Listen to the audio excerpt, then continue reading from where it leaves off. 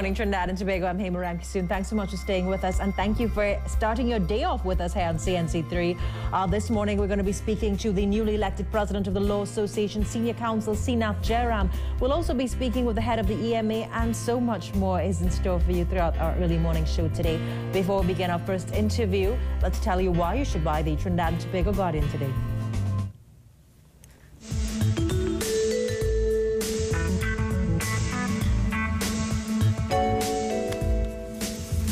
Give it time. Highway expert on Port of Spain traffic plan.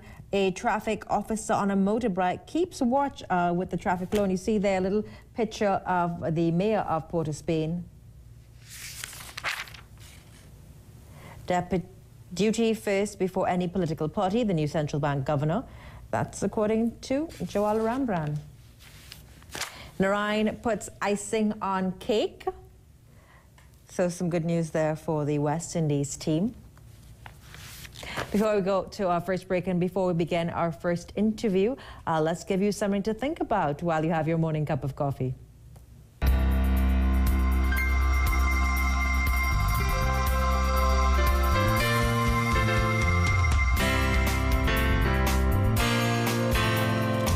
everything you've missed, for everything that you've gained, something else.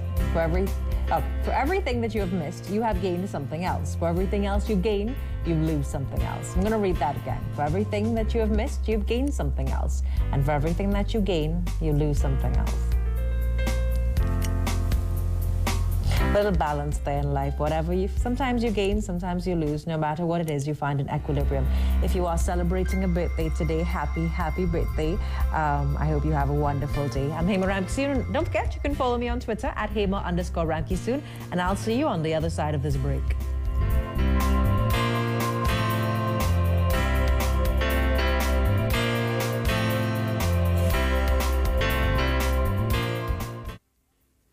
Look out for Metro's It's Best with Friends project. Play now on Facebook. Treat you and 4 friends to a night out this summer with dinner at Short Cafe, 1 Woodbrook Place, followed by a movie at the Digital IMAX Theater. Simply like the Metro Magazine Facebook page. Upload a photo of you and your friends for your chance to win. It's that simple. Don't delay. Play on Facebook today. Metro Magazine.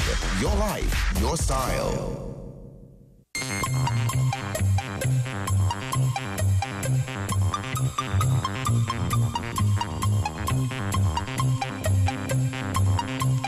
Don't miss these super discounts at Motor Live's rainy day sale now on. Japan Motors of Monroe Road, Charleville for quality imported roll-on roll-off cars. Subaru Impreza, Honda CR-V, Mazda 3, the new Hilux Vigo, Nissan Navara and Ford Wildtrak. 3 years warranty and accessories. Call 672-3000 or 672-6266. We are touched by your smiles and your friendships, by your appreciation of the past and your ability to see the future. We're motivated by your drive and your willingness to try new things.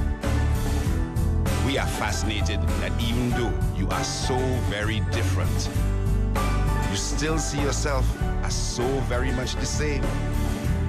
We are energized by how hard you work and your ability to have a good time, by your pride and your passion. We are moved by your every new beginning and wonderful end. Every day we're inspired by your likes and your lives, and we'll continue to challenge ourselves to remain a big part of them both. Bermudez, biscuits we love. Get your dream kitchen at Rupnarine Home Centre. Now open at Corner Front Street and Wrightson Road, Woodbrook. Come in or call us today at 624-7667. Rupnarine Home Centre, your leader in home improvement.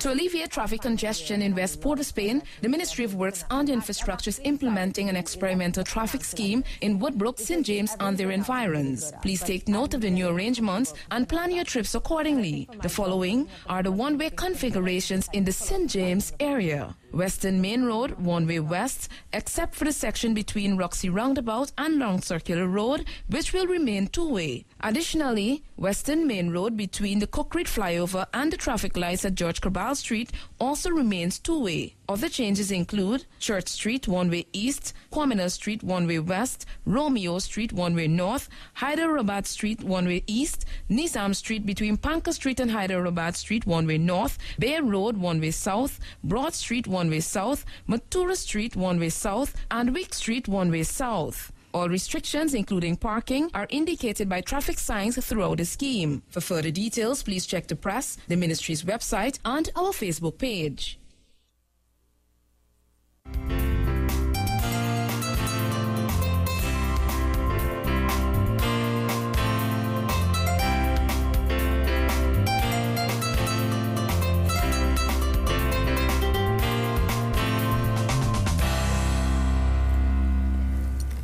Welcome back to Trinidad and Tobago. I'm Hema Ramkissoon. Thank you so much for staying with us this morning. The Law Association, a new era. Well, the association was rocked by controversy earlier this year. We saw the resignation of the past president, that was Dana Seatal. Fierce competition, allegations of improper conduct plagued the association, the Law Association, the legal fraternity. Well, earlier this month, a new president was elected to the helm, Senior Counsel Srinath Jairam. He took up this position at a time when many have questioned the legal profession, the role that the Law Association plays in shaping our society. It is one of the most powerful civil society groups in the country. Yet many have accused the association of being caught up in its own day-to-day dramas, that it's not fulfilling its role in society. What is the role of the Law Association, and what is the new vision of the new president? Good morning, Mr. Jairam. How are you? Good morning. Fine, thank you. Now, you have taken up this position. It's relatively new. I think earlier this month the elections were held. Yes. Let's talk. 29th of June. 29th of June, so late last month. Yes. The first question, now I see that you won the position by 138 votes. You were called to the local bar in 1977 and you went up against Senior Counsel Israel Khan, who received 86 votes. Going through the numbers, some will say that, okay, it's a new era, but then they'll also question the turnout being so low.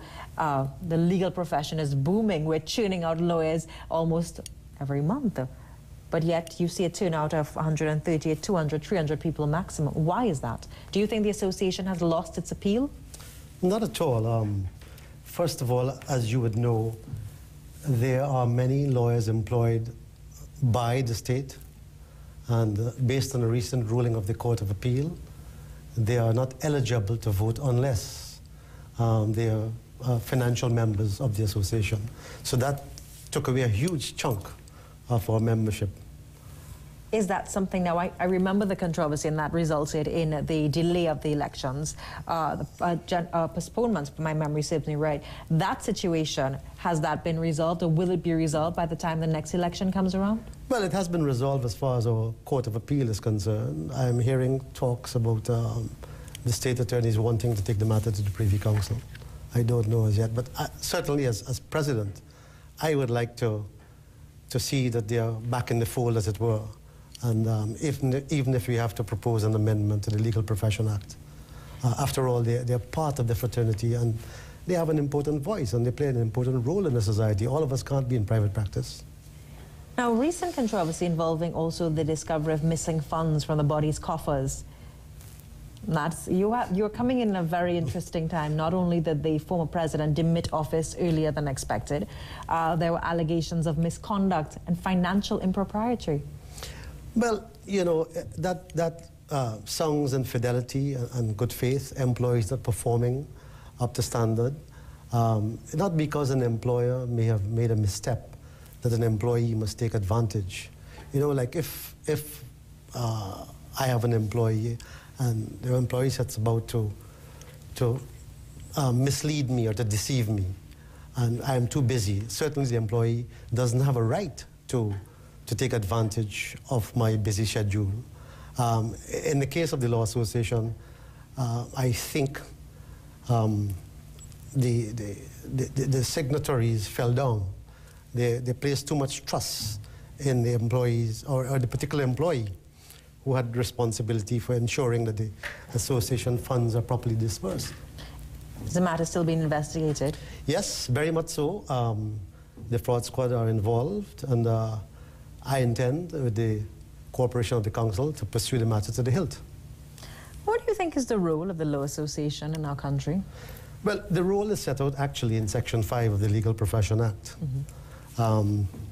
It's to maintain and improve standards of conduct and proficiency in the legal profession, to present and represent and protect interests of the legal profession, to protect and assist the public in Trinidad and Tobago in all matters relating to law, etc.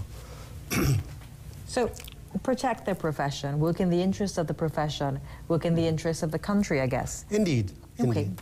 Do you think that the lawyers of today have been doing that? Well, that is one of the reasons I decided to run for the office of president, to try to lift the standards of the profession. What has happened? When I first qualified, we had something called a chamber court, where you see outstanding advocates, many of whom have retired. Some are not in active practice. Younger lawyers will have an opportunity to see how they behave, how they perform. Many little things, nuances. And over the years, maybe because of the numbers, the standards have fallen. And I would like to, during my tenure, to see that the standards are lifted and, we bring back the respect that the profession once had. It's interesting that you use the word respect. Many would say that the legal profession has, not only as a result of the controversy that surrounded the previous, the whole election and the public drama that played out with the election, but that the profession has suffered a credibility loss, that its integrity has suffered a blow recently, and that may be as a result of the conduct of some of the lawyers in the system. Is that a fair assessment? I don't think it is quite fair. I must admit that the persons who had signing authority, they trusted too much the employees who were performing the functions. And the employee obviously saw an avenue to deceive. I mean, that's as blunt as I can put it. Now, okay, so we're looking at the Law Association matter, but let's look at the conduct of lawyers in everyday life. People go to lawyers and they will pay their retainer fees. They will go and they will pay their fees, yet lawyers don't turn up. We're looking at the cost structure. Now, you can't, intangibles are always a little difficult to attach a monetary value, but you hear the horror stories of people being deceive or take it out of land and house as a result of trying to pay a lawyer money, lawyers who may not even appear in court and act in the best interests of their clients. That is completely unacceptable, and we do not condone such behavior at all. In fact, we have the disciplinary committee which is set up, and members of the public or aggrieved clients are encouraged to make reports. They can file a complaint, and the disciplinary committee deal with those matters. But I mean, you've heard of the stories where people have paid or they have paid fees. I even have a friend who actually paid a retainer fee to a lawyer, and the lawyer never even turned up in court. Well, that is gross misconduct, and that lawyer should be disciplined. Do you think the public has faith in the disciplinary committee of the Law Association? How are you going to ensure that I, Joe Public, or Jane Public, will feel confident enough to walk to the Law Association's offices and file a matter of a complaint against a lawyer? Well, the disciplinary committee has been functioning quite well in my view. You have to trust somebody, and the committee comprises of men and women of different backgrounds, different skills, and it's not one person. And I think over the years they've done a fairly good job. Perhaps we could see about strengthening and bringing non-lawyers on the committee, but that's looking into the future. Yes, Jeremy, I actually posted that you were coming on to the show this morning, and someone actually posted that there are two types of lawyers in the country, those that know the law and those that know the judges. Well, one of the things I've always heard as a young lawyer, you must always know your judge. And knowing in a sense, not to be friendly, but you know the judge's personality. Because after all, judges are not spirits, judges are human beings. Why do you think there's so much controversy that surrounds, or this shroud of secrecy that surrounds the legal profession, and there's so much mistrust as it relates to the public, their perceptions of a two-tier justice system, that if you can afford a good lawyer, you get out. If you can't, well, you'll probably be thrown into jail or given every charge under the sun. Well, I think the Chinese have a saying,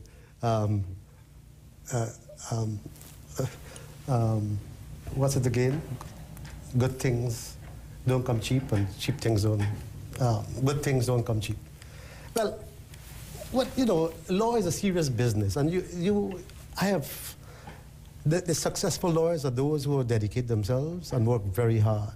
There is no shortcut to being a successful lawyer, and the young law students have to understand, or young lawyers, when you qualify, it's no glamour.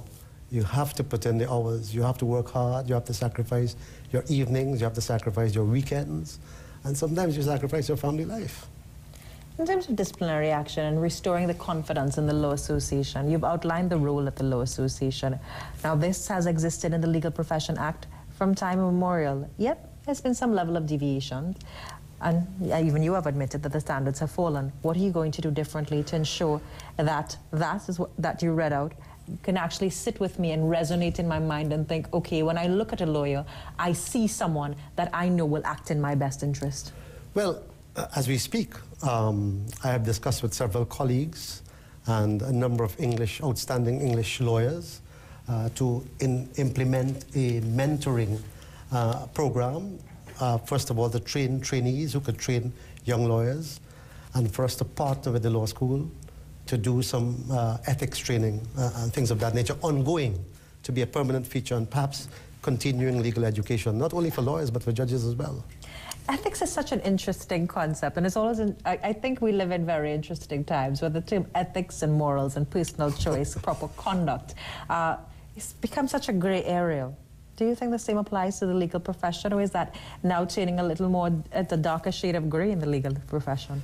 Well, society is evolving, and what was acceptable yesteryear perhaps is not acceptable now. We have many more young people, and but you know, we have to try to instill in them certain standards of behavior and conduct, rectitude. When you're retained by a client, you have an obligation to the client to make sure you fulfill your obligations. You know, it is unacceptable for a lawyer to charge a fee, be paid the fee, and do not turn up in court. But these cases do happen. Why do you think it's allowed to persist? And maybe people have no faith in going to the investigative elements of the Law Association. Same thing with the medical fraternity and all of the professions. The same thing with the police association. People are uncomfortable going to make a complaint against police officers because police investigate police. Well, as far as I'm aware, so far as lawyers are concerned, once a complaint is made, in fact, as a practitioner, one of my grouses was that I've represented lawyers against whom very frivolous complaints were made, and there was no filtering process taking place. The lawyer has to face the music. And I have complained to the disciplinary committee. It wasn't, you know, this was a frivolous complaint. It should have never reached, because the lawyers that I know who are faced with disciplinary matters, they're very uncomfortable, they're very anxious, they're very troubled, because you know one of the extreme measures, you could be struck off the roll. Now, in the U.S., there's actually a website where you can actually find a lawyer and how many if there are any charges, if they've been subject to investigation, what their track record has been. Is some sort of legal registry or some sort of professional registry. Yes. Is that something that you are considering? Was that something that we should consider as a nation to hold our professionals to higher standards? Of course, it is something that I understand my colleagues who have served in the council in the past, they have come up with a number of amendments, and it's a question of putting them together and making the appropriate representations to make sure the amendments are made to the Legal Profession Act. But that's a laudable objective, and certainly it's one of the things that we will give consideration to. You know, in the U.S. you hear, and I'm talking about restoring the integrity of the profession, not looking at lawyers like Smartman. And I gave you the comment where they made the statement that there are two types of lawyers, those that know the law and those that know the judges.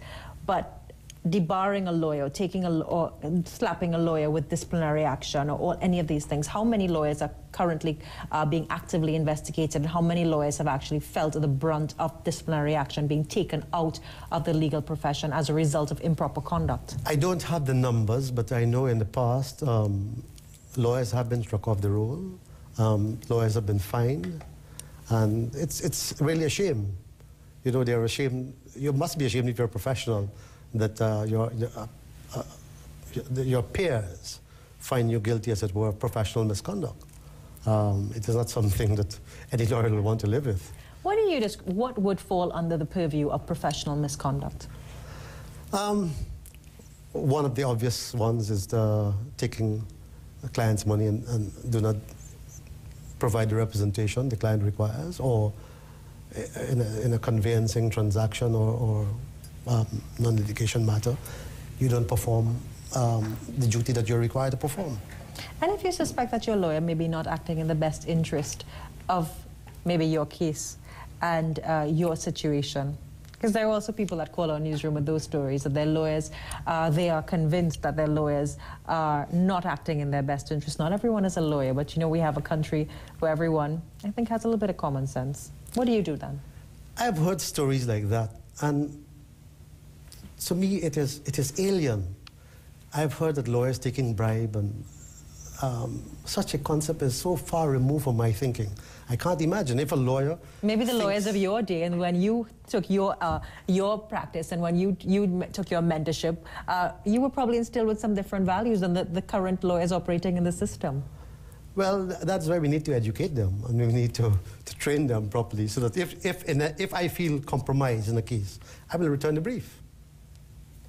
Returning the brief, holding lawyers, holding the legal profession to higher standards, taking it into a new era. We now take a very short break. When we come back, we'll continue this discussion. Stay with us.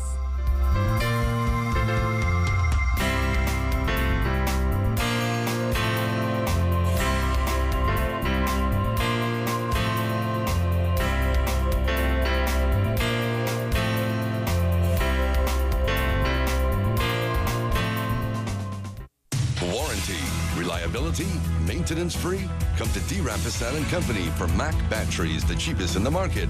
D. Rampersad & Company Limited is the largest in automotive engineering machine shop and spare parts supplies. We also provide resleeving, reboring, crankshaft grinding, and complete cylinder head services for Japanese auto parts like Mazda, Mitsubishi, Ford D56, and more. So come in or call us today.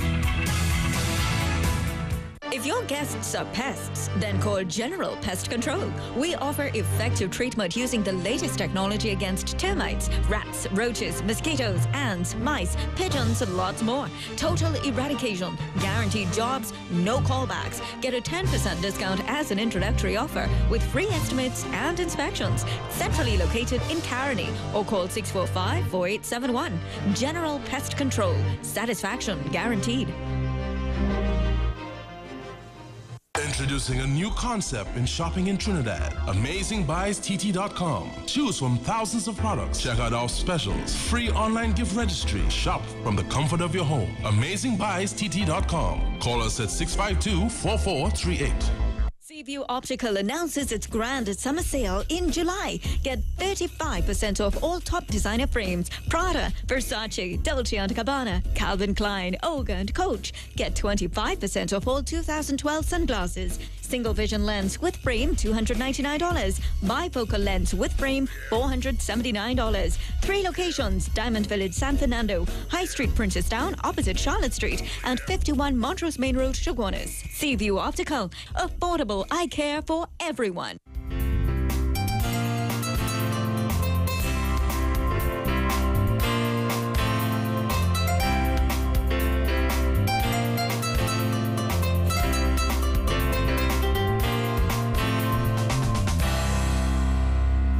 The new president of the Law Association Senior Counsel, Seenath Jairam, is on set with us. He has been put in an interesting role. He's now the president of an association that has been rocked by controversy. This is in the run-up to the recently held election, which he emerged victorious. Now, he's been given the responsibility of restoring the image of this institution. The Law Association, we've read out the purpose of this association, the vision and the mission. There was an interesting article in one of the weekly newspapers which questioned the role of civil society groups such as the Law Association, that many say has now stood mute as so much is happening in our country, so many illegal, I guess they describe it as illegal acts being perpetrated on the people of Trinidad and Tobago, and the role of institutions such as the Law Association must be to stand up and speak out against injustices. Would you say the Law Association has abdicated its responsibility to society? Not at all. We were in transition, I would like to say. And, you know, we have not had our first official meeting as yet because we were only gazetted last Thursday, I think. And according to law, it's only when you're gazetted you're officially installed as a new council. We had an unofficial meeting, and I didn't want the council to feel that, you know, I was in a one-man campaign. I asked them whether, I knew the press wanted to speak with me, and I asked them whether they had any objection, and they gave me their blessings that I should go ahead. But now that we are fully installed, you will see us taking positions that we ought to take. The role of the Law Association and the Political Directorate, there have also been some allegations of blurred lines questioning the independence and the ability of several, not only the Law Association, but several civil society groups to not be at the whims and the fancies of the politicians. What will you do to assuage affairs of the population? Well, I've always maintained my independence. I've been fiercely independent. I do not belong to any political party, nor do I intend to belong to any political party.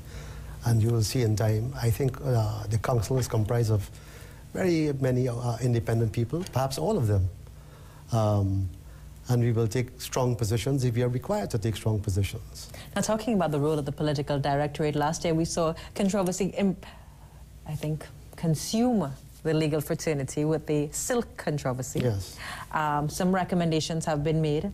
We're not going to look at that particular issue, but now that the recommendations have been put forward, are you confident that the next time around we see people being eligible for silk, one will not question their worthiness, the ability and the process? Well, I would like to see, when I got silk, it was Mr. Maraj, Ramesh Maraj was the AG, and he had appointed a committee comprising of 3 outstanding colleagues, Mr. Tajmul Hussain, QC, Mr. Carl Hudson Phillips, QC, and Mr. Alan Alexander, SE. And they assessed the suitability of the candidates and made recommendations. I do believe a committee has been set up, and Mr. Hudson Phillips is on that committee. As you know, he is very experienced, has given a lot of public service. And I am not aware that the work of that committee has been completed. So, but I would certainly like to see some, that silk be awarded on merit. It is not a national award. It is an award for advocates, outstanding advocates. And there could be categories of silk. You could have silk honoris causa, someone who has made a significant contribution to the law, but who is not an advocate. If somebody has done significant work in the national community, you give that person national honor. You don't give them silk necessarily. I don't agree in giving silk because, the person is outstanding and has done good work. It is an honor for advocates, and I feel very strongly about that. It's interesting when the controversy, because now it seems as though when you were awarded silk, it was an honor. They were few and far apart, given to what many would consider outstanding attorneys. Now, there are categories of silk. Some say there's raw silk, fine silk, and imitation silk being handed out. What do you think is the criteria now, and how confident are you that this new recommendation will be put in place in time before the next batch is eligible? Well, we'll have to persuade the executive, that is to say the government, to ensure, because after independence, I think the regulations were gazetted in 1964, where it is the remit of the Attorney General to consult only with the Chief Justice, and he makes the recommendation, he or she makes the recommendation to the Honorable Prime Minister, whoever that person may be, and then it goes to His Excellency the President. The step towards a CCJ, one prominent SC has said that you can't be half pregnant. Some say that our moves right now is basically a halfway step, and that all regional governments are moving towards accepting the CCJ. What's your thought personally on this? Well, I agree. You can't do it piecemeal. It's either you accede to it completely or not at all. It would not work. There will be too many problems and issues. Lawyers will take too many objections. For example, in criminal matters, constitutional issues bound to arise. And where do you go? You go to the CCJ or the Privy Council. I think either we, as a society, we accept it or not at all, and for all matters. Will you, as the head of this association, be making representation, because the government has seemed intent on, they seem a little hesitant to join on fully. They've made changes, but some will say that the changes are not enough, and it will arise in a situation as that you're alluding to. Well, we have to have confidence in our institutions. Since independence, we have had men and women of outstanding ability. I attended a celebration of 50 years of the Court of Appeal, and Professor Ryan gave a discourse pointing out that we had Dr. Williams as the Prime Minister and Sir Hugh Wooding as the Chief Justice. And they were two very strong personalities, and of course very distinguished men. And they held their own and they fought it out. Dr. Williams apparently, in order of precedence, wanted to put the judges way behind even members of Parliament. And Chief Justice Wooding says, unless the Chief Justice ranks number 3, I'm not attending any official function. So, we have to have confidence in our institutions and the men and women who occupy important positions. Maybe the men and women of that day were made of different metal as opposed to the men and women of today that serve in public office. Well, not really. We have seen where the family values have broken down, and as a result, the criminality and crime, of course, the narco trafficking has really infected all our Caribbean societies. But we need to instill family values, and I think that will help us. The Ministry of Justice was set up under the partnership government. Delivery of speedy justice was one of the promises made on the campaign trail. This ministry has existed about 2.5 years now, almost halfway into the tenure of the partnership government. Yet we see cases and a backlog of cases. Do you think the ministry has delivered on its mandate?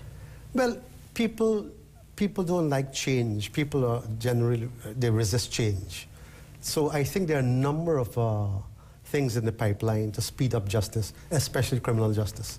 I would like to see preliminary inquiries being eliminated completely. This whole question of bail wasting, scarce resources occupying the roadway every 10 days or so. People who are on capital charges or serious charges who are not bailed have to return to court. We could do away with those things. Looking at the criminal justice system, when you get up and you see murders, headlines such as bloodbath, 35 murders under the current within the last period, and they've listed it out.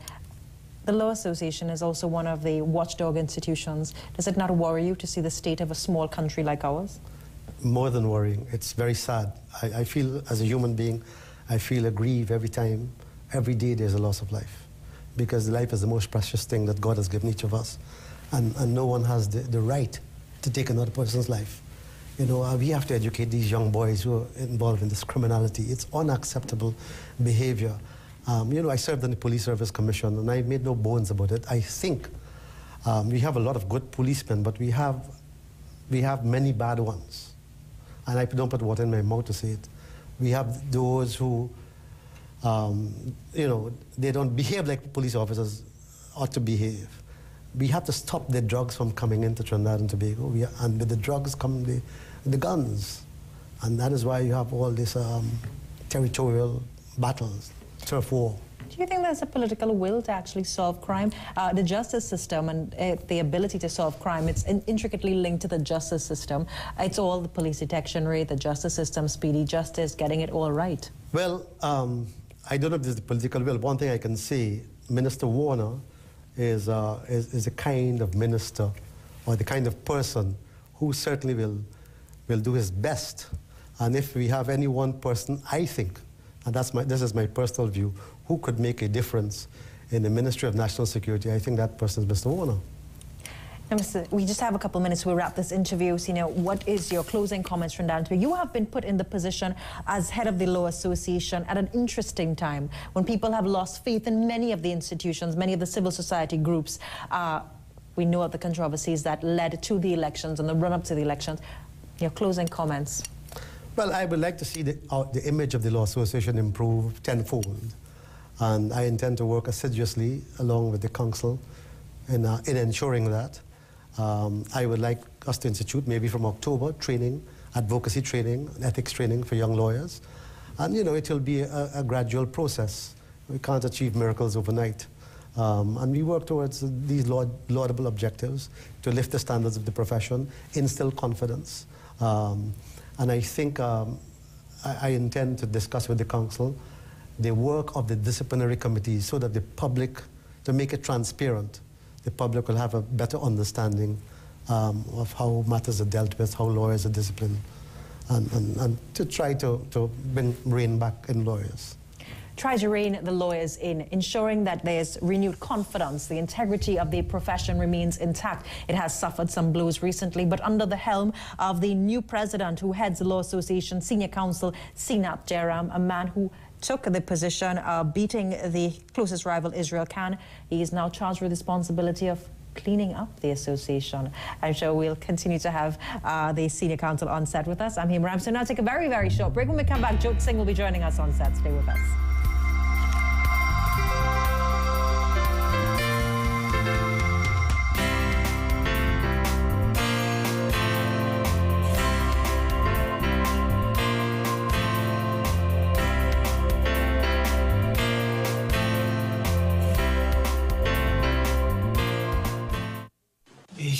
like your Subway? How come? Well, I love fresh salads. I love the breakfast too. I love the foot long. I love my gut right through. I love my Subway. With all the fresh veggies. Boom-de-yada, boom-de-yada, boom-de-yada, boom-de-yada. I love the healthy choice. And that they're everywhere. I love mine toasted quick. And that they really care. I love my Subway. Prepare just how I say. Boom-de-yada, boom-de-yada, boom-de-yada, boom-de-yada. I really love my Subway. I love fresh homemade bread. I love mine stuffed just right. I love their awesome team. I love mine in the night. I love my Subway with all the choice of meats. Boom-de-yada, boom-de-yada, boom-de-yada, boom-de-yada, boom-de-yada, boom-de-yada, boom-de-yada, boom-de-yada. Subway, eat fresh. Why settle for an ordinary multivitamin? Switch to the extraordinary multivitamin, 7 Seas Multibionta. With 24 essential vitamins and minerals, it's the only multivitamin with probiotics, which help digestion and protect you against harmful bacteria and viruses. 7 Seas Multibionta. Put back in what life takes out. Visit the Redemption Worship Center, a place where miracles do happen and people are blessed at St. Thomas Village, Chaguanas, with Pastors Keith and Radhika Ramdas. Sunday, 8 a.m., Christian education. 9 a.m., worship service. Wednesday, 10 a.m., prayer. Thursday, 7 p.m., Bible study. And Friday, 6:30 p.m., youth church explosion. Special congratulations to Trinidad and Tobago on the 50th anniversary of independence. For more information, call 672-4262. Japan Motors of Monroe Road, Charleville for quality imported roll-on roll-off cars. Subaru Impreza, Honda CR-V, Mazda 3, the new Hilux Vigo, Nissan Navara and Ford Wildtrak. 3 years warranty and accessories. Call 672-3000 or 672-6266. After 2 years in waiting and many requests, the Caribbean Comedy Picnic Festival is back at the San Fernando Hill, overlooking the beautiful Southland on Sunday, 29th July from 3 p.m. with the biggest comedy stars. It all starts with a kid show at 3 p.m. with Snow White and the Dwarf. It's an event for the entire family with one of your favorite soca stars. And of course, non-stop laughter from the entire comedy crew. Hurry and get your tickets now at Lakshmi Jewelers and Bellini's Drug Mart San Fernando, JCC Electrical, Point Fortin, Sona Jewelers, Chaguanas and Pinal, Cache, Gulf City and Trent City Mall, Mohammed's Bookstore, San Fernando, TBC Office Level 2, St. Vincent Street, Port of Spain, and Cleves, Frederick Street. And for this special family event, children under 12, 3-on-1 tickets, adults 2-on-1 tickets, and single tickets are available. You must be at the only comedy picnic festival, Sunday, 29th July, San Fernando Hill, from 3 p.m. Free shuttle service up and down the hill.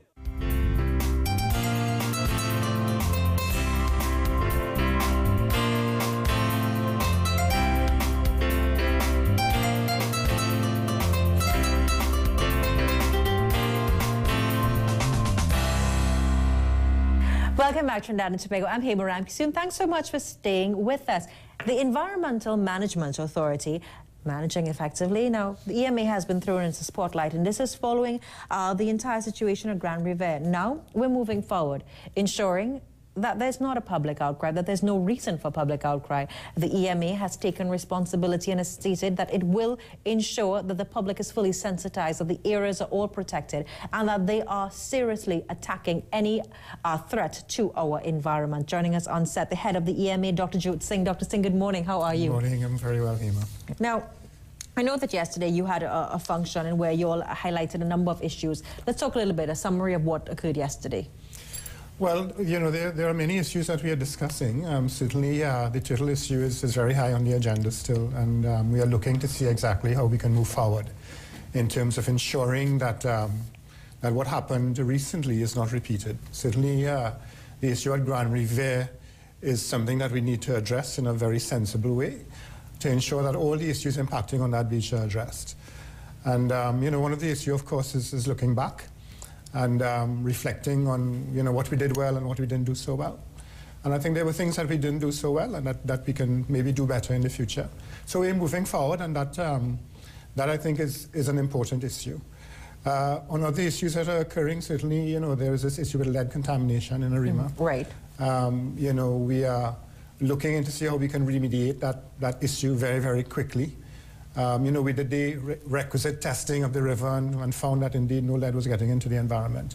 But there is an issue with regards to a breach of a lead-contaminated site, and we're working with HCL, who has given their commitment to resolve the issue in the shortest possible time frame. There are some legal issues that we're looking at as well. So, you know, there are a number of things which are on our agenda, and we're moving forward with those. Moving forward, now there was an article that came out over the weekend, and we're going to look a little more at the EMA's role in sea turtle protection, but which stated that the EMA may have erred and that the entire process may have been flawed, that the EMA that the works conducted by the Ministry of Works and Infrastructure should have been granted a CEC. Do you think, looking back, would you now say that there were a lot of operational failures and that a CEC should have been granted? Well, I don't agree with that, and really there's precedence for it, because the EMA, in circumstances where rivers were being dredged to facilitate rapid flow and prevent flooding, the EMA had ruled in the past that a CEC was not required in those cases. So this was a similar circumstance, and added to that, of course, was the emergency nature of the action, recognizing that the entire nesting population was going to be affected if the action was not taken very quickly. So, you know, there were two issues. One is in terms of the precedents, in terms of the EMA deciding that a CEC was not required in circumstances where there were issues related to flooding, and action was required, and the emergency with regards to the possibility of losing the entire nest population. You know, in terms of operational issues, certainly, you know, the EMA would have preferred to be on site when the excavation was actually taking place. And I think that is where maybe the coordination broke down a bit, because we were not aware exactly when the excavation was to occur. Mm-hmm. And we believe that certainly our presence would have reduced the impact which we saw in terms of number of turtles lost, etc. And, you know, I have said that, that we are deeply saddened by the loss of one turtle hatchling. But, you know, we were looking at the issue of protecting the larger population. And I don't think that many people know that I come from an animal welfare background. Right. So the issue of loss of one hatchling was very impactful on myself as an individual. But of course, you know, we were looking collectively, and this is institutions of the ministry, as to what action was really required to protect the population, the nest, as I said, the nesting season. And the action was we felt warranted at that time. What do you think is the EMA's role in sea turtle protection? And we're moving forward, because you've admitted that there were some pitfalls in the operations, and now the EMA has gotten in, you've addressed these issues and looking to move forward. What do you think is the EMA's role in ensuring that this does not happen again?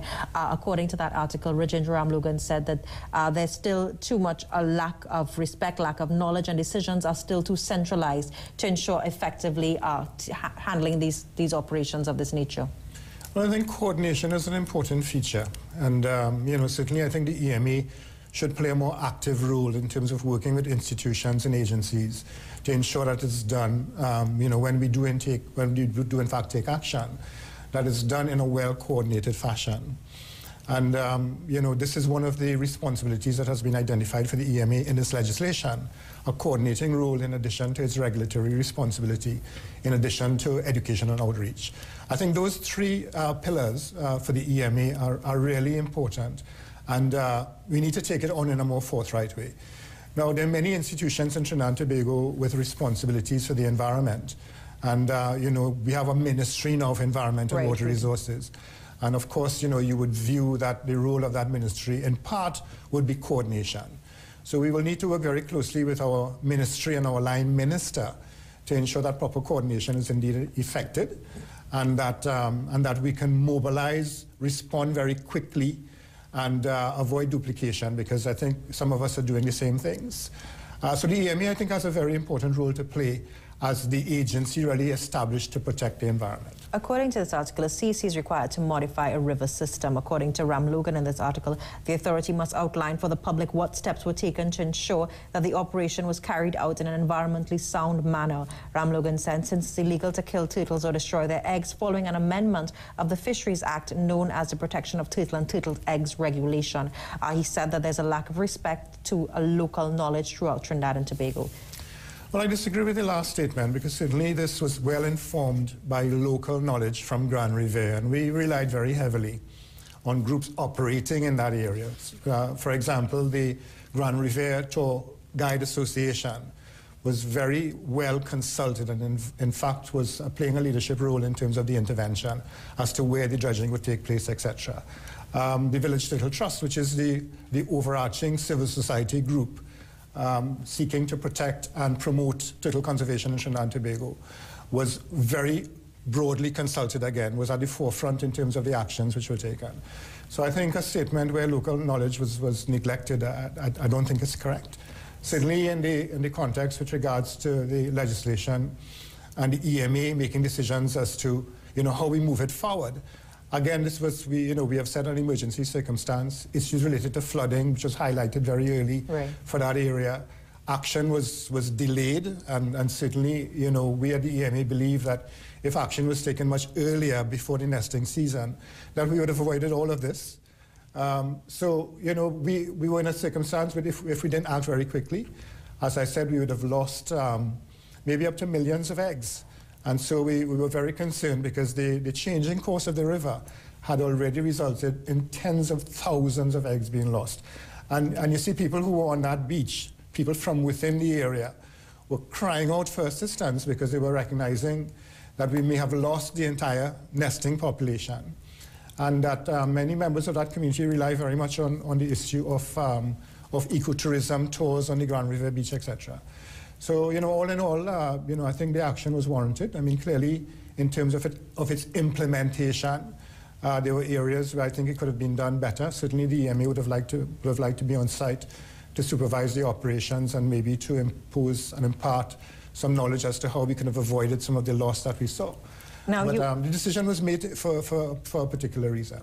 The Sea Turtle Symposium and the outcomes, some of the outcomes that include the TNT Sea Turtle Support Network. Let's talk a little bit about that. What exactly is a support network, and when is this network coming up to be operational? Well, the symposium came up with a number of recommendations in terms of action. Certainly, this support network was seen as a critical issue in terms of bringing organizations together to discuss and to make decisions and recommendations as to how turtles in Trinidad and Tobago, not only leatherback turtles, but turtles generally in Trinidad, can be protected and opportunities in terms of sustainable livelihoods engaged. I think that latter issue is a very important point because, while we seek to protect turtles, we have to keep in mind that there are communities who have relied on turtles in one form or another for their livelihoods.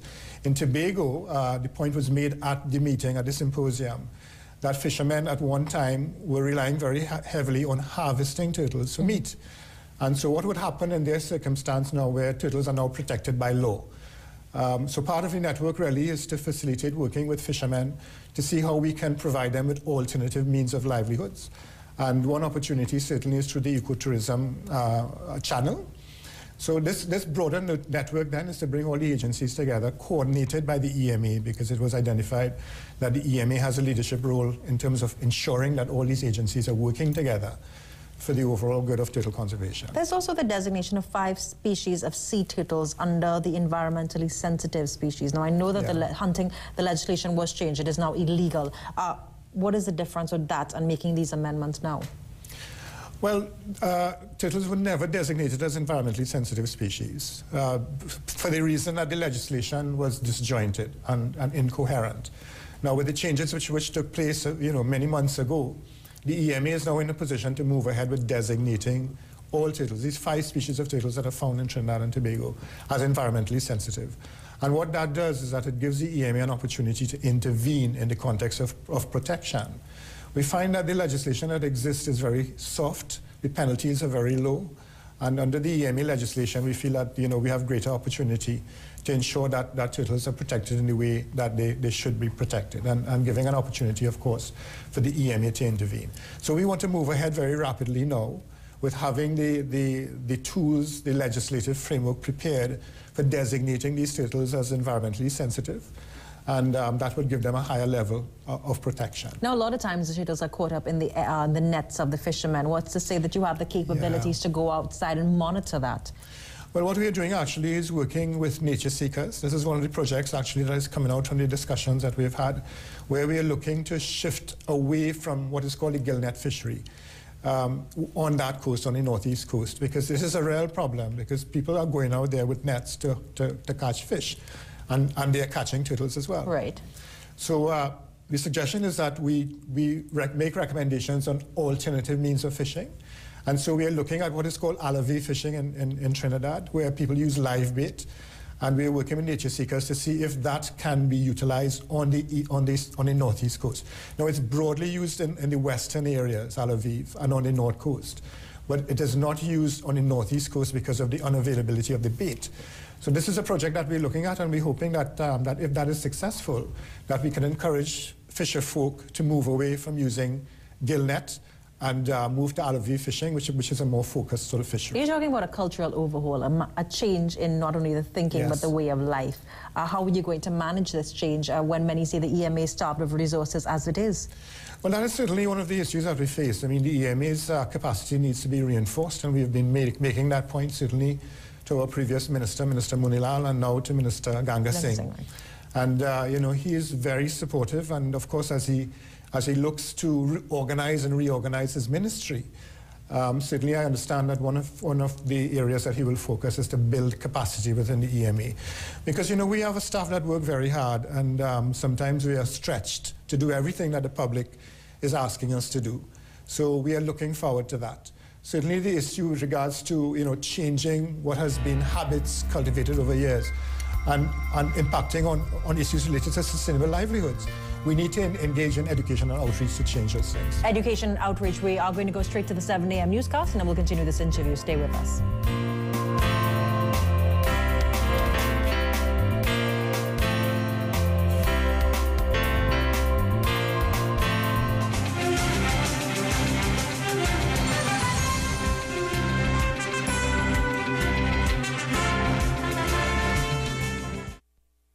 Good morning, I am Chester Sambrano, and this is Headline News on CNC3 and the TBC Radio Network.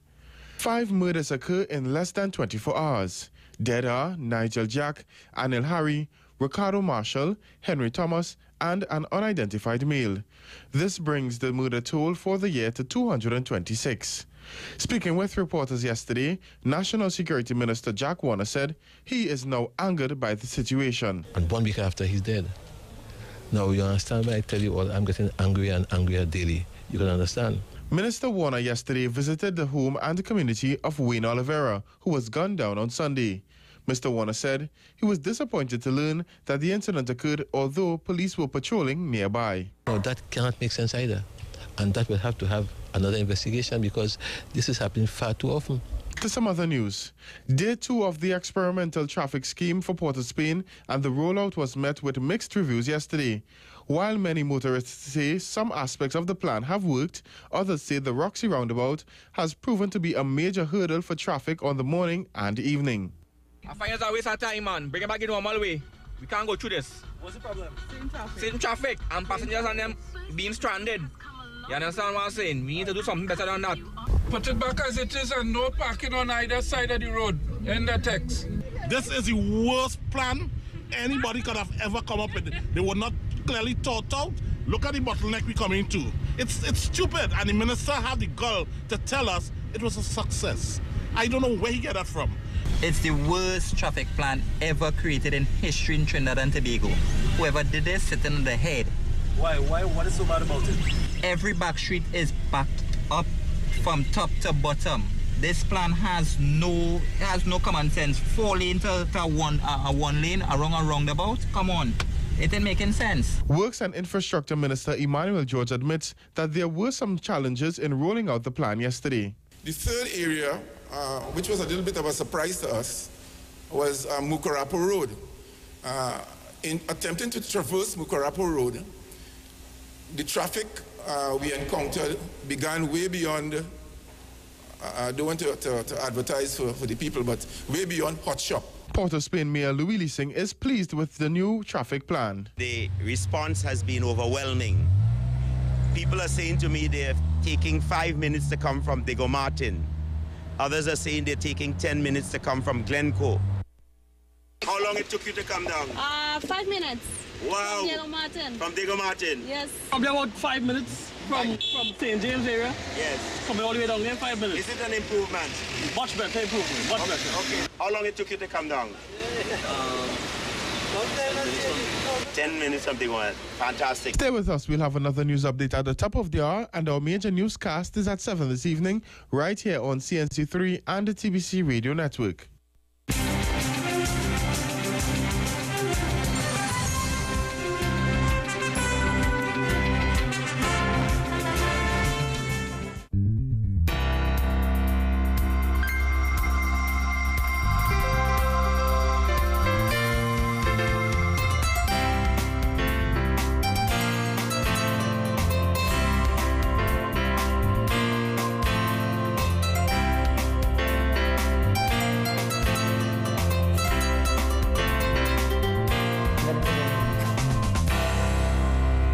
Welcome back, Trinidad and Tobago. I'm Hema Ramkissoon. Thanks so much for staying with us. The Environmental Management Authority has been thrown under the spotlight. This time it's not in a good light, really, and many have accused the EMA of acting in an insensitive manner and not understanding the needs of what is required, that they ignored or that they simply abdicated their duties relating to the activities in Grand River. Dr. Singh, would you say that the EMA was insensitive? I would disagree with that. I think what has happened, Hema, is that a lot of the information was misrepresented in the press.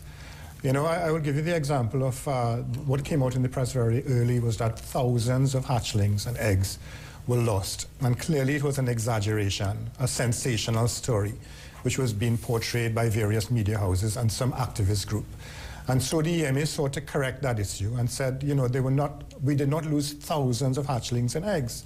So a reporter asked me, so how many did we lose? And I said, well, it would have been a few hundred. And, you know, that became only hundreds. You know, as to say that EMA was not caring about, you know, only hundreds of turtles being lost. And that was not the message. It was really to correct an exaggeration. Because, you know, I've also said, which I have not heard repeated, that one hatchling lost was a tragedy for us. Because, again, as I emphasized the point that I come from an animal welfare background. So I think it was all an issue to sensationalize this story. You know, we feel that, that some of the groups, the activist groups, did not act in a responsible fashion. We believe that there was some staging with regards to the information which was released to the media through the video which was captured, and so representing what it seems to be a large amount of hatchlings which were affected. And of course, the information getting out to the international community and the reaction from the international community. So the EMA really was attempting to sort of put some reason and reality to what had happened. I mean, we agree that, that there was an impact. You know, we regret the impact that we experienced, but we also gave the reasons as to why the intervention was required really to protect the larger population in terms of nesting turtles. So, you know, we really would like and would want the public to recognize that, that the EMA was very concerned about the loss, but we were placing it in the context of the larger action which we took. Are you fearful that there's irreparable damage that has been done to this country's reputation and also by the EMA? Well, I think it takes a lot of work to correct. You know, certainly in terms of the profile with the international community. You know, I know our line minister, Minister Ganga Singh, is very concerned, and he was in fact shared with me that that the exaggerations in the press was something that was very worrying to him. And you know, while we accept the responsibility of activists and advocates in Trinidad and Tobago in terms of highlighting issues, I think it is really important that they act responsibly as well, because it's not only, you know, making a name for yourself, it is really acting to protect the environment, and protecting the environment in a very large way is protecting Trinidad and Tobago and the reputation of Trinidad and Tobago accompanies that as well. Dr. Singh, we just have a minute to wrap this interview. The EMA and the way forward, protecting sea turtles. This is one of the endangered species. Trinidad and Tobago has been blessed. We are one of the destinations for the leatherback turtles. What is the way forward in ensuring that we do not see this happening? And maybe you can give us an update on the works that is taking place in Grand Riviere. What has been done differently since this outcry? Yes. Well, the way forward really is to ensure that we are well organized and that there's a coordinated approach to protecting turtles in Trinidad and Tobago. We'll be approaching Minister Singh to have a committee set up, a cabinet-appointed committee, to have oversight of turtle conservation in Trinidad and Tobago, together with the network that we discussed initially. In terms of the intervention in Grand Riviere, we are organizing now to meet with stakeholders in the Grand Riviere area to determine what action is required really to protect that Grand Riviere beach. The EMA is looking to have it designated as an environmentally sensitive area, which would give us jurisdiction to intervene. You know, there are ongoing complaints, for example, with dogs going on the beach and eating eggs and that sort of thing. And we need to impose some sort of control. The river needs to be controlled in a more permanent fashion as well, so that we don't have this reoccurring in terms of the impact of the river. Industrial waste and dumping into our waterways and into landfills, basically. Quick update on that, and that's just coming out of the lead situation. Yeah. Well, you know, again, there's a requirement to be more vigilant in terms of having oversight of it. You know, there are some lead sites which the EMA has been involved in terms of either encapsulating or remediating. You know, we're in the process now of visiting those sites to ensure that all those things are under control. So it's a matter of us going back and ensuring that things which were put in place, you know, remain under some form of control. Industrial waste is an issue that is getting the attention of the EMA. Certainly the petrochemical sector, you know, requires some focused attention. And we feel that in working together with the stakeholders, because we have many multinational companies operating in Trinidad and Tobago responding to the broader corporate responsibility issue. And we have our own Petrotrin and Trinma operating here. So we want to work closely with them to ensure that the issues are being addressed. Dr. Singh, thank you so much for joining us this morning. I'm Hema Ramkissoon. Now take a very short break. We'll be back after this. Stay with us.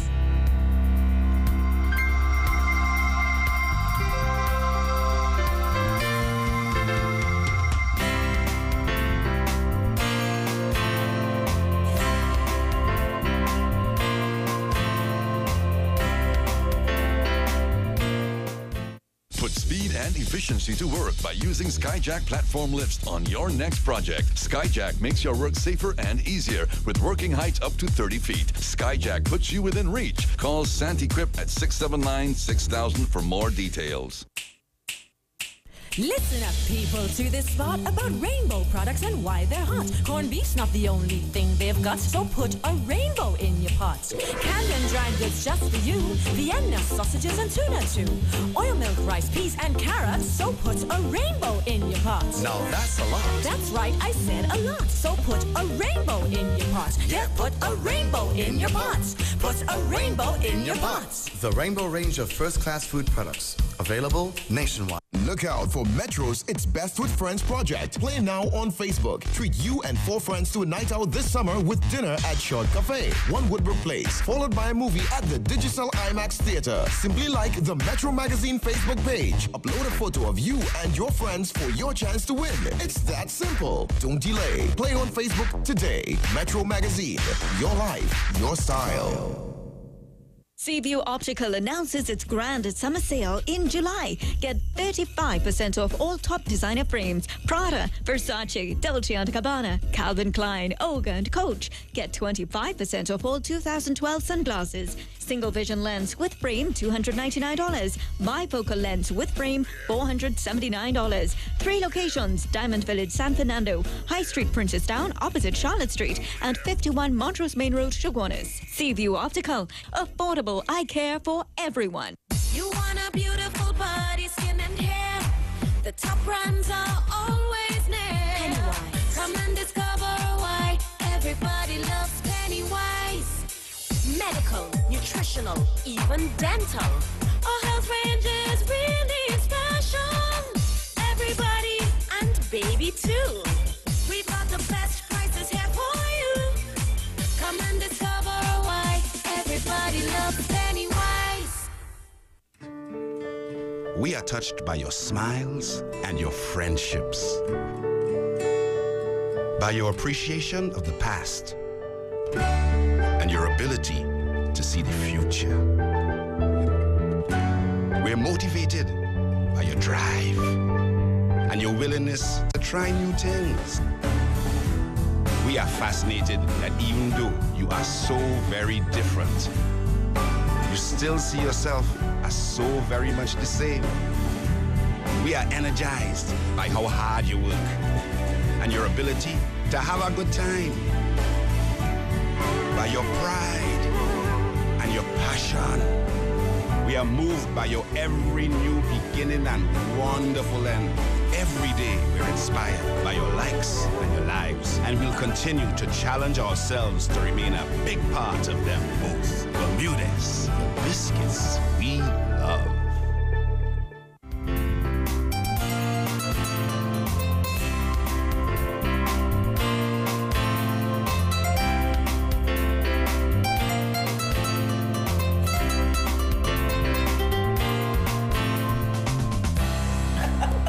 Welcome back to Trinidad and Tobago. I'm Hema Ramkissoon. Thanks so much for staying with us. The RS Teen Great Debate. Now, Republic Bank has actually partnered with Families in Action. And this time, they're dealing with a serious issue, the RS Teen Great Debate competition. Our society has been faced with the unfortunate reality that many of today's teens are not equipped to cope with the stresses of life and will search for other ways to deal with it.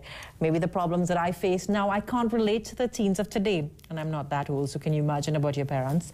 But the bottom line is that corporate TNT is now getting involved in the initiative of trying to save the next generation. And they're partnering with some very powerful NGOs. This time it's Families in Action. Joining us on set, Dion Gishad and Lisa McCarthy of Republic Bank. Good morning. Thank you for joining us. Good morning. Thank you. Now, Dion, you're here with Families in Action. Let's talk a little bit about why this event is so important. We all know of the work that your NGO does. Why affiliate yourself with this event? For one reason.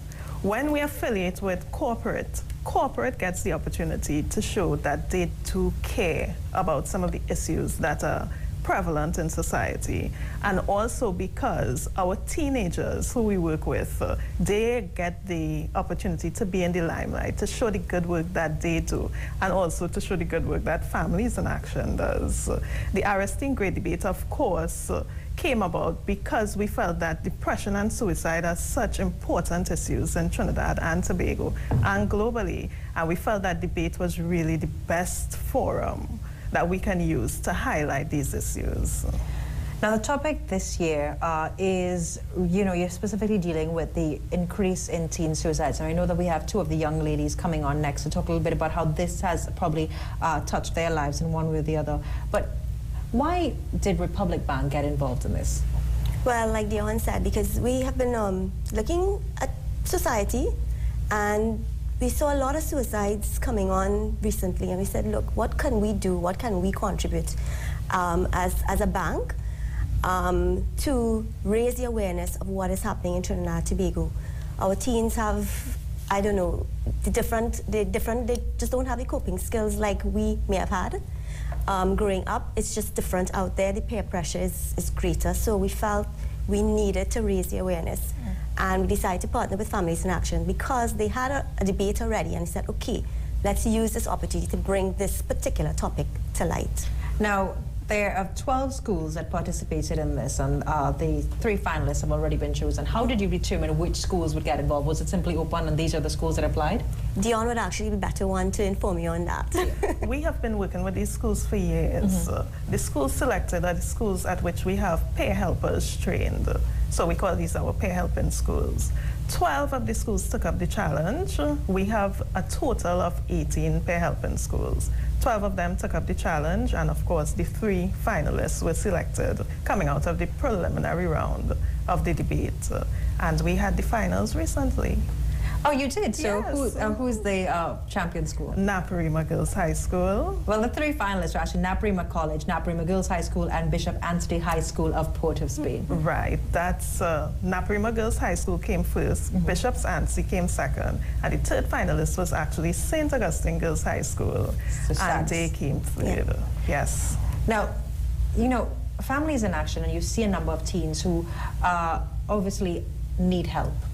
And looking at this and getting the teens, empowering teens to express themselves properly, parents are sometimes faced with the realities. One, they may not have the financial resources available to effectively deal with it. But also some mothers may not be aware of approaching their child, or even aware of the signs and the symptoms of clinical depression, or that the fact that your child may be under unnecessary stress. What are some of the warning signs, and what would you advise parents to do?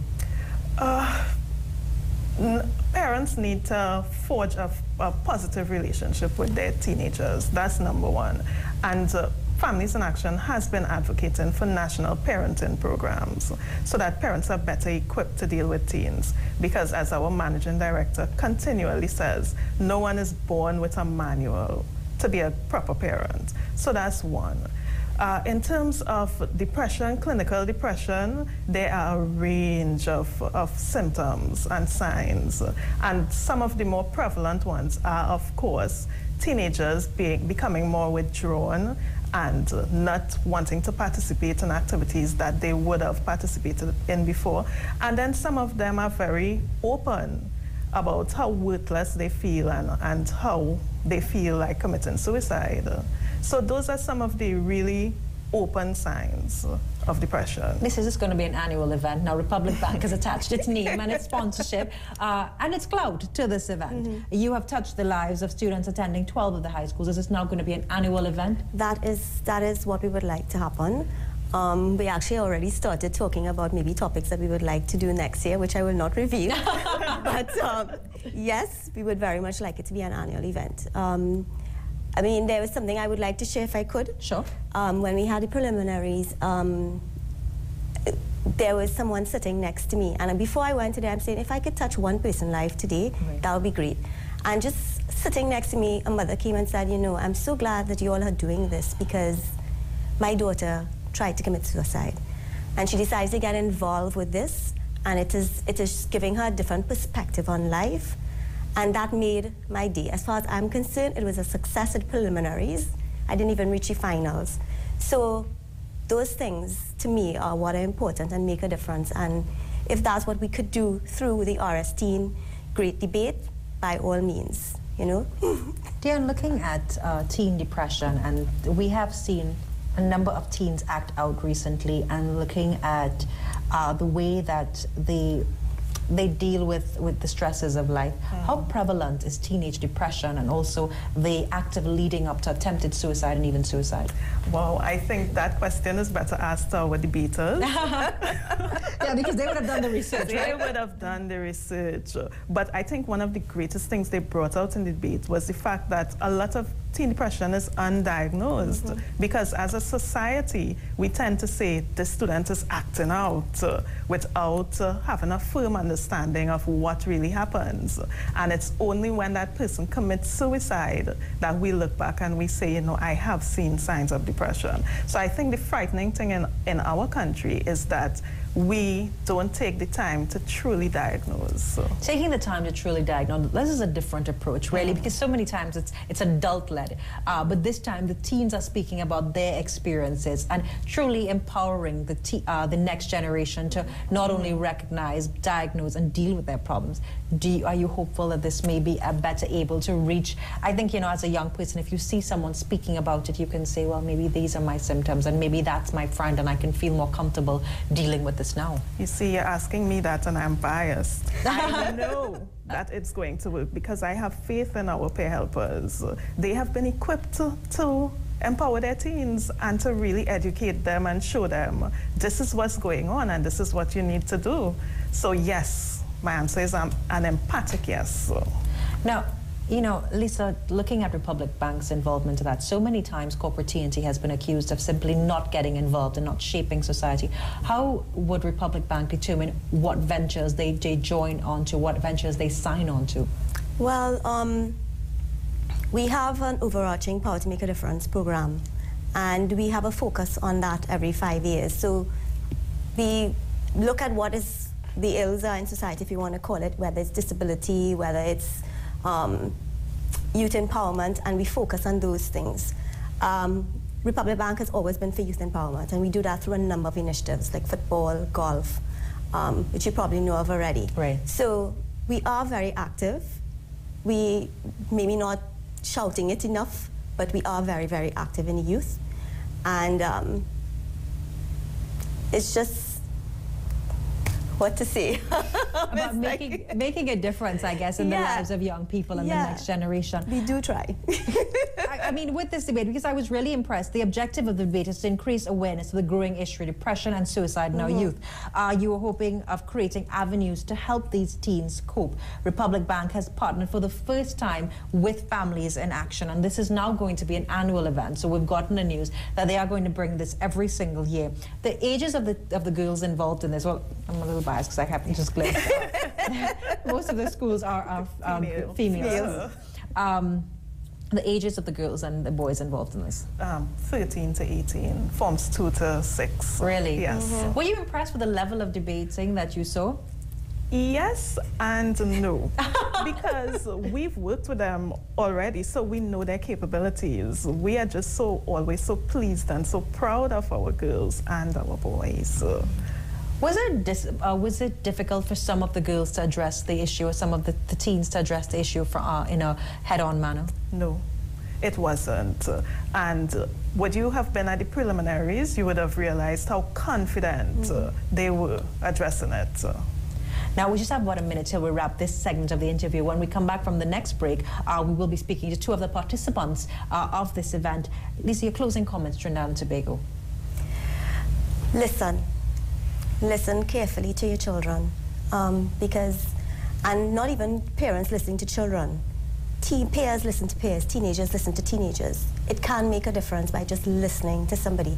Sometimes people only need an ear, right, or a shoulder to lie on to make a difference in their lives, and in yours as well. It will impact on yours. Do you have any closing comments? Yes, and I'll add to what Lisa said, and I'll say have faith. Have faith that in the good of our young people. The ones who have been misguided, they're the ones who are highlighted, but we have a lot of young people doing a lot of good in our country. A lot of young people doing a lot of great things. There are shining examples, some stars amongst us. We have no reason to lose faith in our young persons. We'll now take a very short break, and when I come back from this break, we'll give you 2 reasons why you should have faith in young people.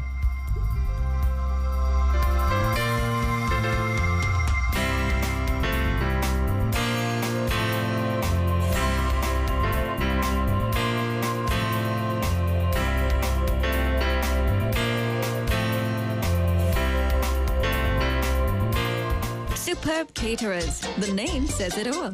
We are TNT's #1 choice for catering of all events, serving TNT for almost 20 years. We cater events from 10 to 4,000 persons and guarantee prompt, reliable, friendly and efficient service, whatever the time, place or event. Call 653-1896. That's 653-1896. Superb Caterers. We are superb. I believed in myself. I knew I was going to make my country proud. Was I scared? No. It was my proudest moment. I felt I was on top of the world. What makes me proud about Trinidad and Tobago? The belief in ourselves and the ability to win, despite the odds. What are you proud about? Tell us on Twitter by tweeting #IVoteTNT. Where there's love for country, there's energy. Where there's energy, there's BPTT.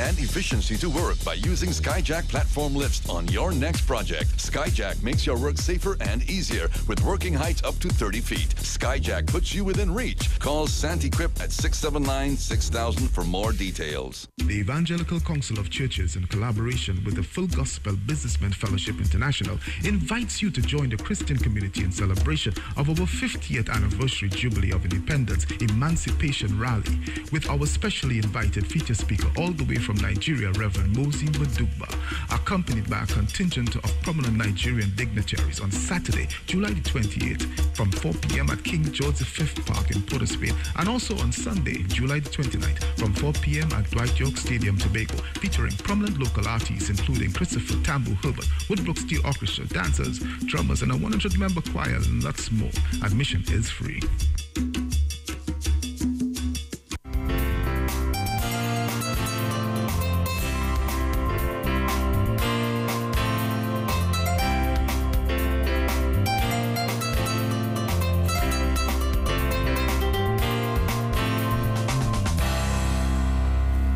Welcome back to Trinidad and Tobago. I'm Hema Ramkissoon. Thanks so much for staying with us. Now, so many times we hear stories of youth have lost their way, that they have no longer, they're no longer walking on the right path, that we have lost faith in the youth and the next generation. Well, there are two young ladies this morning on set with me who have shown that that's not necessarily true, that we shouldn't paint everyone with the same brush.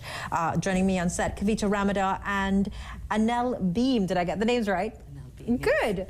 They are both students of Naparima Girls High School. And in case you didn't know, Naparima Girls has actually topped the recent competition, the RS Teen Great Debate. It's a competition that has been held by Republic Bank in collaboration with Families in Action, dealing with a number of issues. And this year, they have chosen to deal with depression and suicide, one of the major issues affecting young persons today.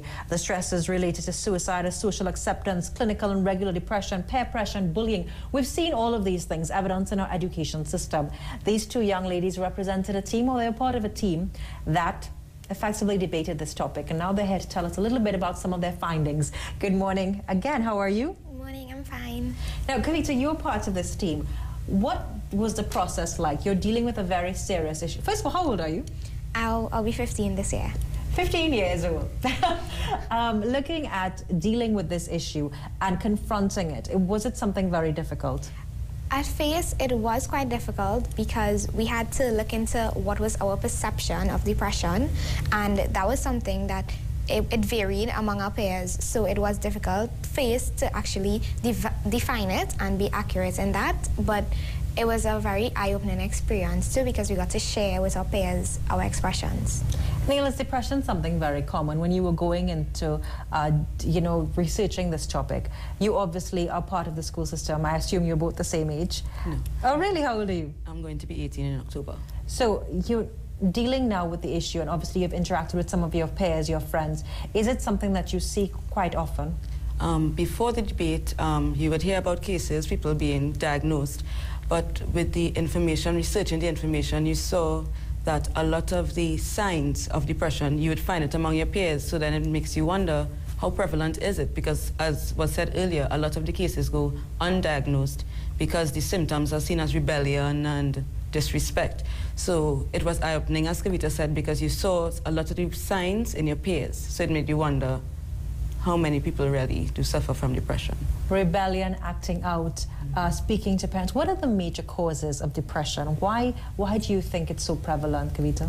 I would think, well, firstly, a lot of the socio-cultural factors are major causes of depression, because we are at a point in time where, technology is so advanced and society is so advanced. So I would think socio-cultural factors, as well as just family and job stress and stuff like that, all those things are great contributing factors to depression. Coping with depression and creating a good support system, teens really helping teens. This debate has taken a different approach. It's no longer the adults telling their friends, or they're telling the young people why they're depressed.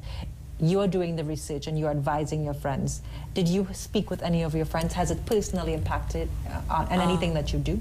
Yes, it has, but not just from this debate. From before, we have been trained as peer helpers from Form 2, I believe. So we were trained to deal with these issues from before. So coming straight up, talking to your friends, seeking help for them, and the system is in place at a lot of our schools and at our school personally, where the peer helpers handle, advise or give suggestions to our peers, but once it reaches to a level where we can't deal with it, we take it to our guidance counselor, to a dean or a teacher higher than us. So, we were able to talk with your peers from straight up. But now, as we were in the debate, it's more more information, so you're more knowledgeable about the facts of depression. So it has helped us, and it has helped others because we're able to talk with them, counsel them, and so on. You know, it's interesting. Young people today, we would think that you will have all of the conveniences that some people my age didn't even have. All of the conveniences, from the iPad to the iPhone, everything is at your fingertips. Yet the easier life seems to be the more difficult life is to deal with. Yeah. Why do you think that is, especially for young people? I think because with everything, there's a pro and there's a con, and when something good could in excess would always become something bad. So I think we have the availability of technology and stuff like that, but at the same time it is something that is isolating us from each other. So while we have like all these social networking sites, we see a less need to interact with people physically. So it isolates us, and then it just causes us to feel more alone. And that's a great factor in depression, because that's a symptom of feeling alone. So I think that's a major cause. Feeling alone. And how many of your peers you think on a daily basis are surrounded by people yet they feel alone? I think a great deal, because as she said, with the technology, there's a great lack of communication. We BBM, we text, we inbox and chat, but it's not personal. So that sense of feeling alone, although you're with your friends, it's like you don't deal with the issues. You lie, you talk, but we don't deal with the real issues. And also the breakdown in family, also because of technology, that support system is not in place as it was probably before. So my friends or my colleagues probably can't speak to their parents in an open manner. Now, you talk about children acting out and the signs of stresses and the sign of rebellion, but then there's also bullying, where people are acting out, where the victim becomes the perpetrator of the act.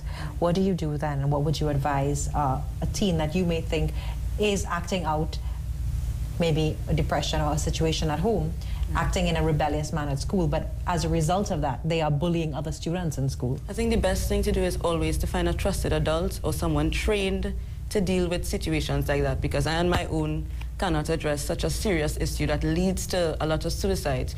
So you talk to a dean in school, a parent, a trained professional, call a hotline, Families in Action hotline or something like that, to deal with it more effectively. Now, we just have about a minute till we wrap this interview. And it's funny that I'm smiling, because these two young women are so articulate. They're able to represent this topic so well. Your closing comments, what would you like the young people of Trinidad and Tobago to know? I would like them to know that there's always hope. Once there's life, there's hope. Suicide ends hope, because then you're dead. So, have faith in God. That's very important. A support system, a system of faith, so that you always know there's something greater, there's something out there that could help you. There's God who would guide you in life, even when there are challenges, so that once there's life, there's hope. Your closing comments, Keita? I would just encourage adults to reach out more to younger generation and let them know that all the problems that they face is nothing that has not been faced before, and there is hope to overcome. Have hope. And these two young ladies this morning, they have truly given me some hope that the young persons are doing great things. They are great young women out there who will continue to make their mark in society. I'm Hema Ramsey. Now take a very short break. When we come back, we'll have another interview for you.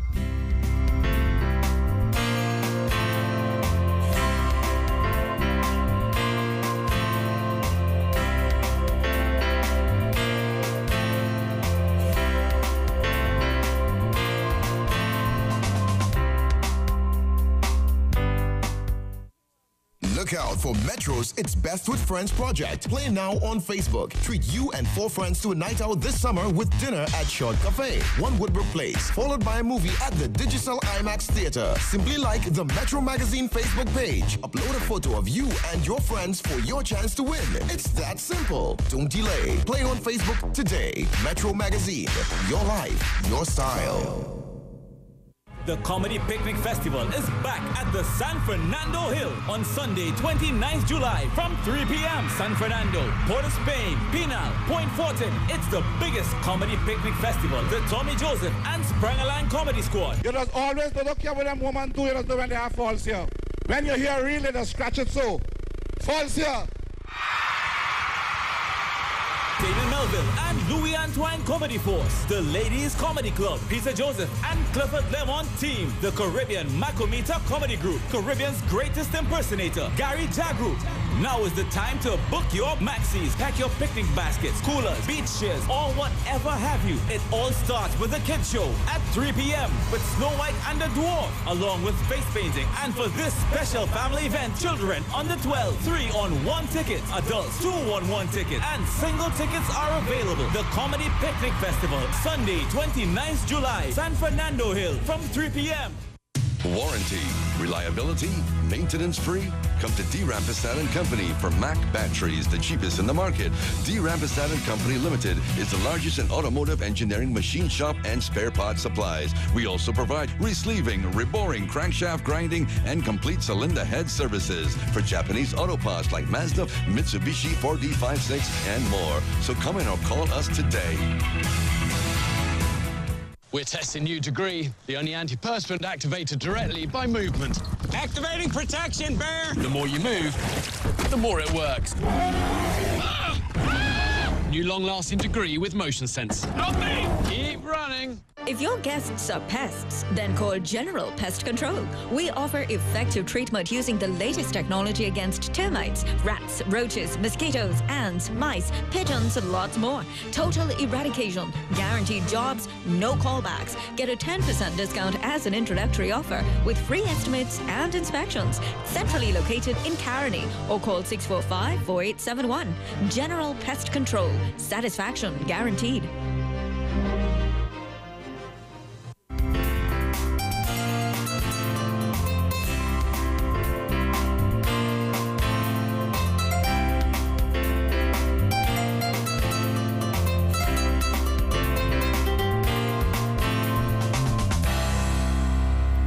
Welcome back to Trinidad and Tobago. Agents of Change. Now, Keita Deming will lead a summer camp titled Agents of Change at the Bishop's Centenary during the month of July. Change is something that we hear so, it's not one of the fad words really. We hear so much about it. How can we change? Who can change? Why should we change? And change to what? The better?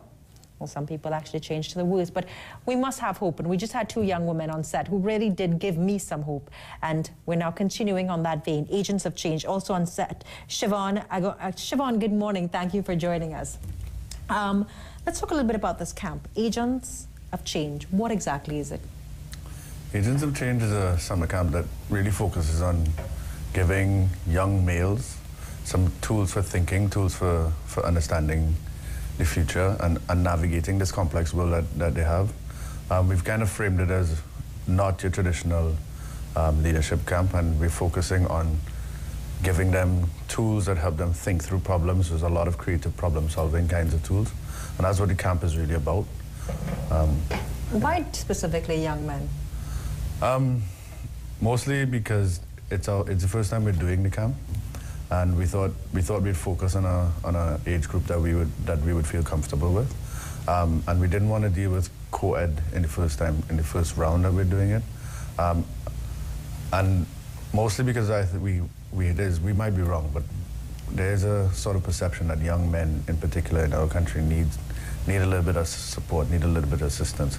So we thought, let's try and do something that gives them thinking tools rather than giving them more flack or putting them in a position where we think that they can make a difference, and we demonstrate that through the way we frame the camp.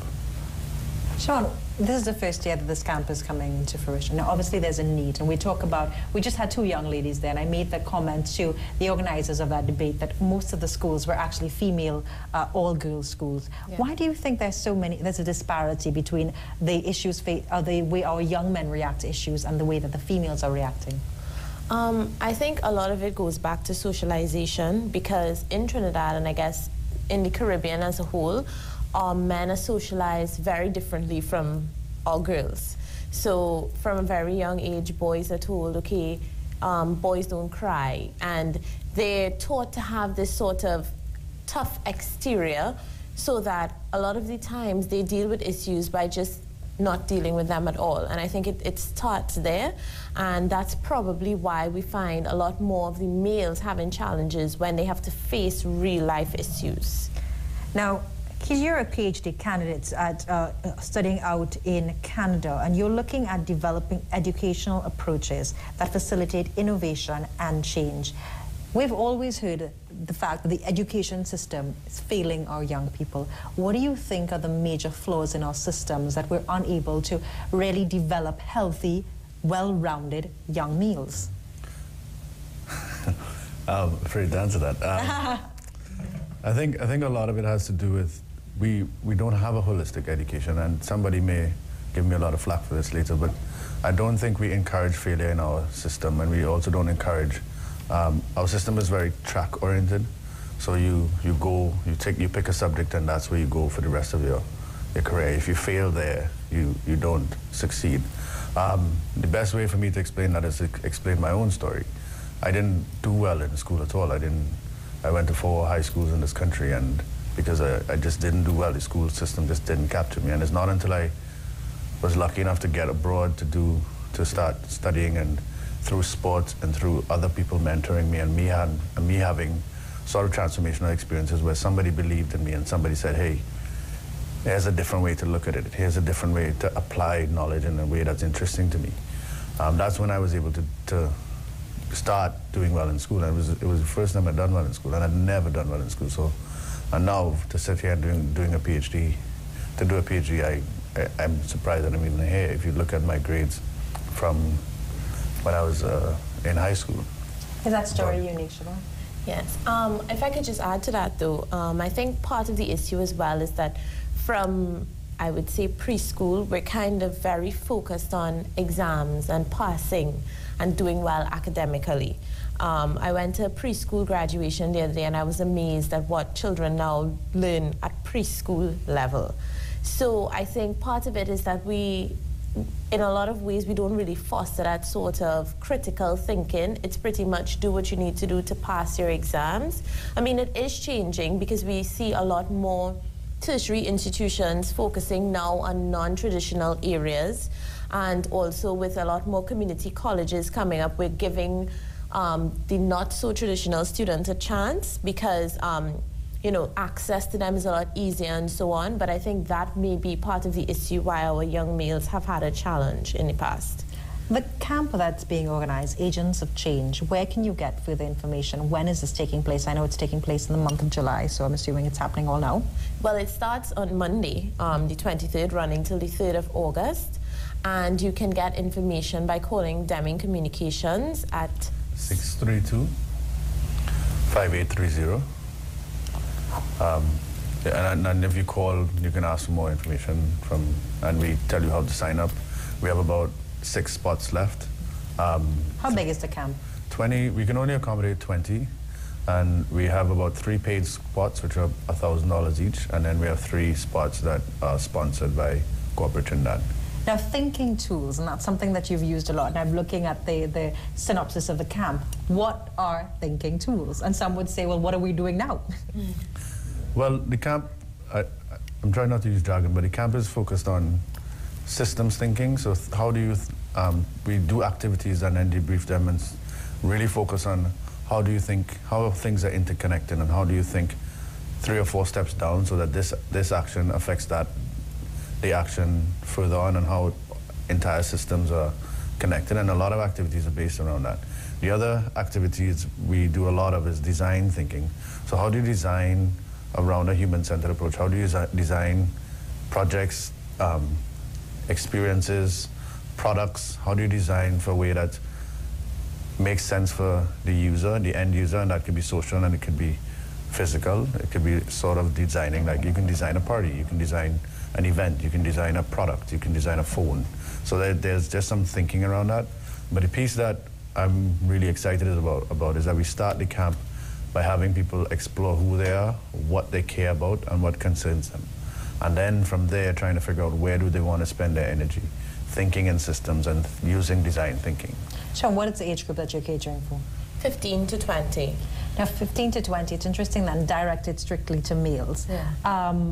Getting people to think about what's important to them.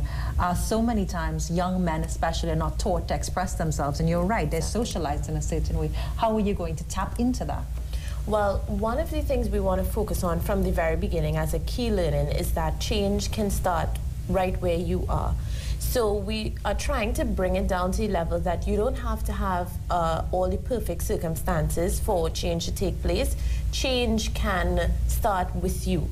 Hence, we're starting with exploring who they are, and we want them to believe and to feel that they can impact their community, that they can impact society, they can impact the region from where they are.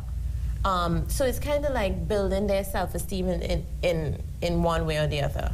So many times we have, sorry, you wanted to add something? Yeah, one of the themes in designing the summer camp, one of the themes that we keep saying is leadership from everywhere. So from leadership from everywhere within a system. So when we think about leadership, often we think about leadership as this grandiose big thing. Yeah. And one of the things that we're trying to get across is that leadership can start from the bottom, it can start from the top. Anywhere in a system, you can take advantage and you can look for opportunities to make a difference within whatever environment you're in. Now, this camp is starting on the 23rd of July, 632-5830. You can contact the organizers. There are a couple spaces remaining.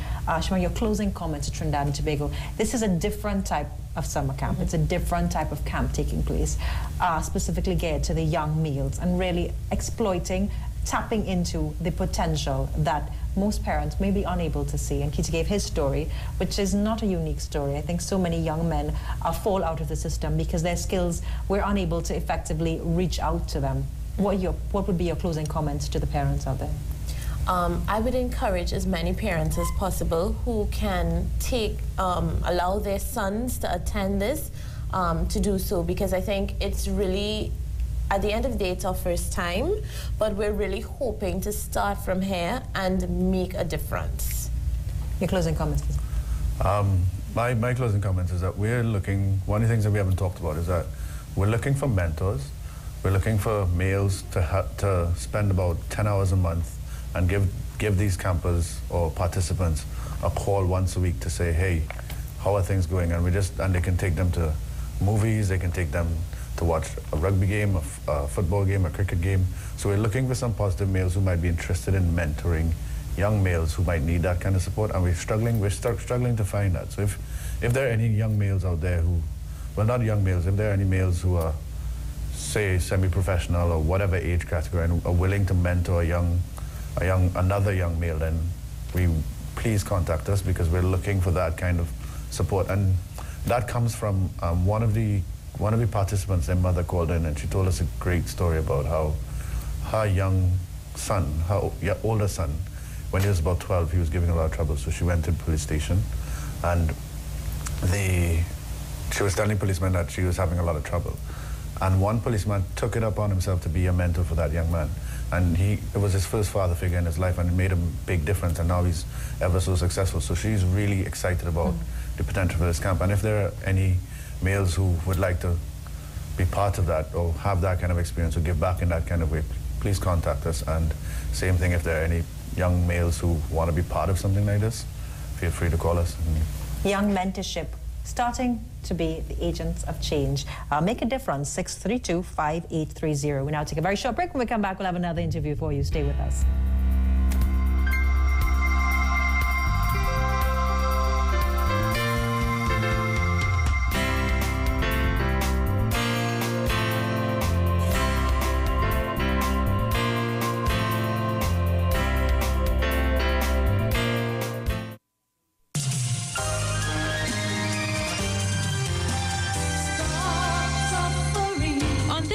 We will be having a program called Stop Suffering from Mondays to Fridays at 8:03 a.m., 1:03 p.m. and at midnight, on Saturdays at 9:30 a.m.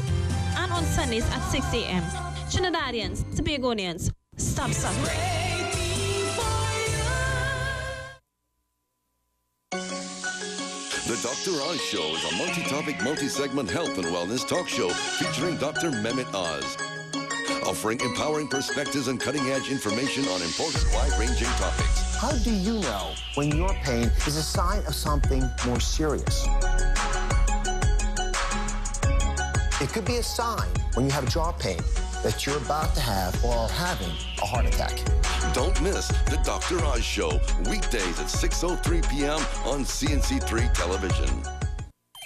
We're watching every move our leaders make and reporting it all back to you with the most comprehensive local, regional, and international stories 7 days a week. CNC3, 7 p.m. News. We're covering your world.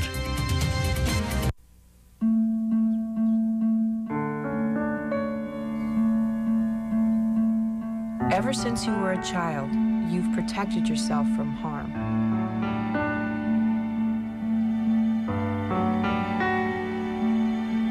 There are more than 40 million people infected with HIV and AIDS worldwide.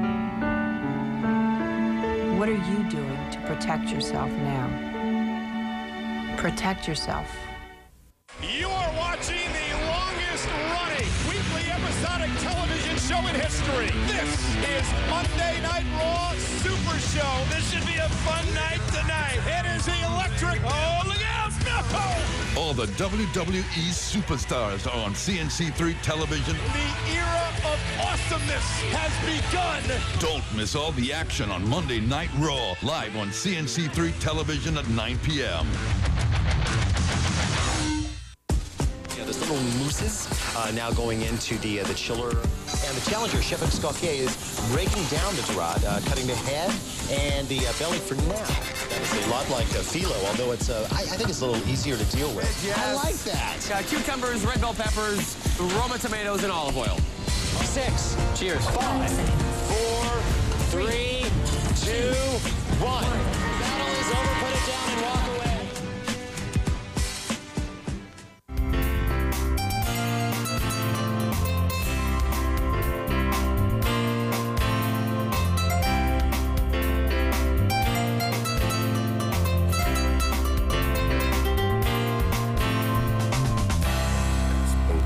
Welcome back to Trinidad and Tobago. I'm Hema Ramsey. Thanks so much for staying with us. We're talking a little bit about technology. Now, as many of you know, I'm not too tech savvy. So I'm going to, kind of put that out there. And interestingly enough, our last segment is on technology and the benefits that technology will bring to you and your business. A new product is being launched here in the Caribbean and Trinidad and Tobago. It's something that's supposed to make your life a little easier. Technology always makes your life easier. That's what they tell you anyway. I don't know. I'm not too accurate with it, but Lloyd Alexander, who's going to tell us a little bit about what exactly is happening. And it's a new sort of tablet, is it? Yes. Did I get the term correct? Absolutely. Great. Good start.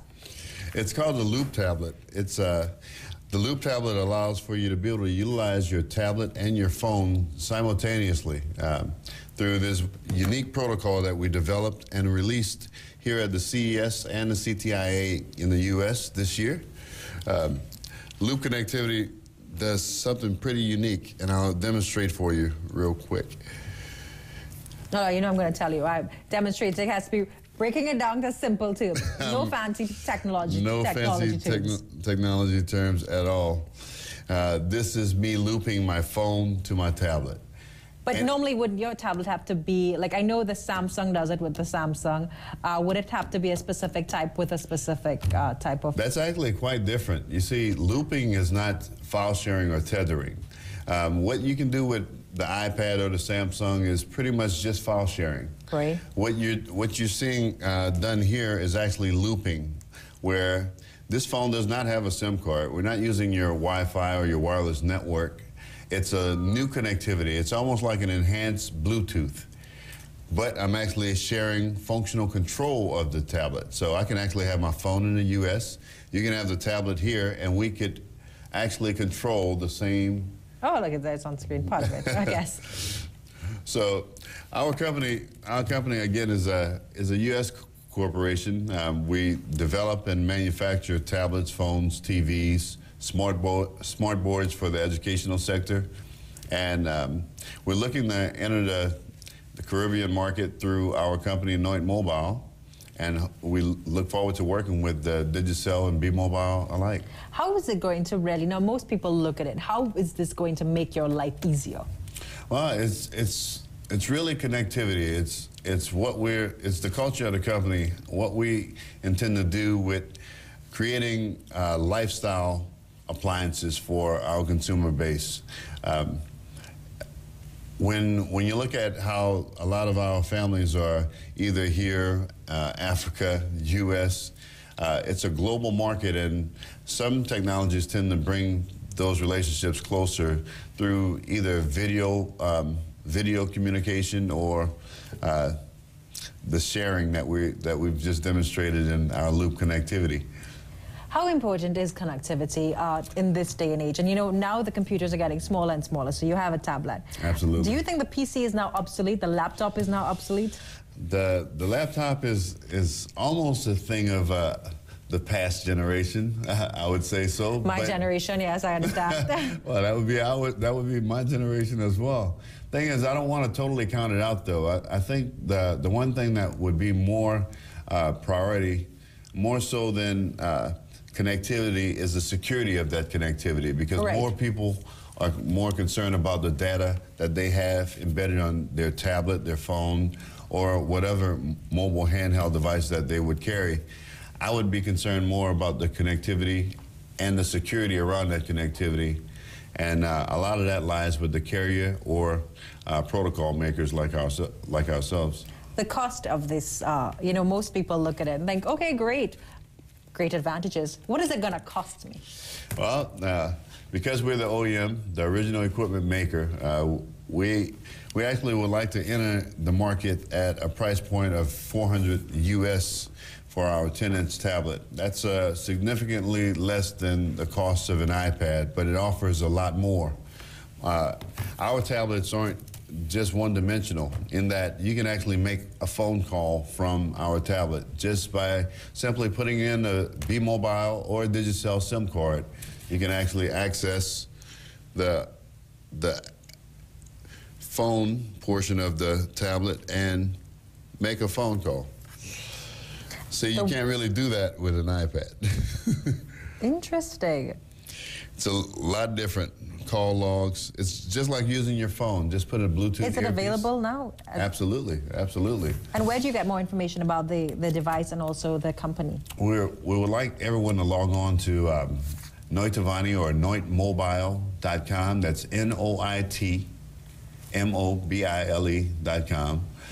Or visit us on the web at noitavani.com. It's innovation spelled backwards. I know, that's how I remembered it. Actually, your closing comments, Trinidad and Tobago, why should they get on board? You know, we're inundated with the Apple commercial and with Samsung and everyone else taking over the world. Well, Noitavani's quest is to become relevant, and we would like you guys to invite us to be a part of the discussion. We've always been familiar with the Apple versus PC, and this offers a new breed of technology that we hope you guys would embrace. A new breed of technology. I'm not too tech savvy, but I seem to be interested in it, so maybe you should as well. I'm Hema Ramkissoon on behalf of everyone attached to the EMS. Thanks so much for joining us. Have a safe and blessed day, and I will see you tomorrow. Bye. Thank you.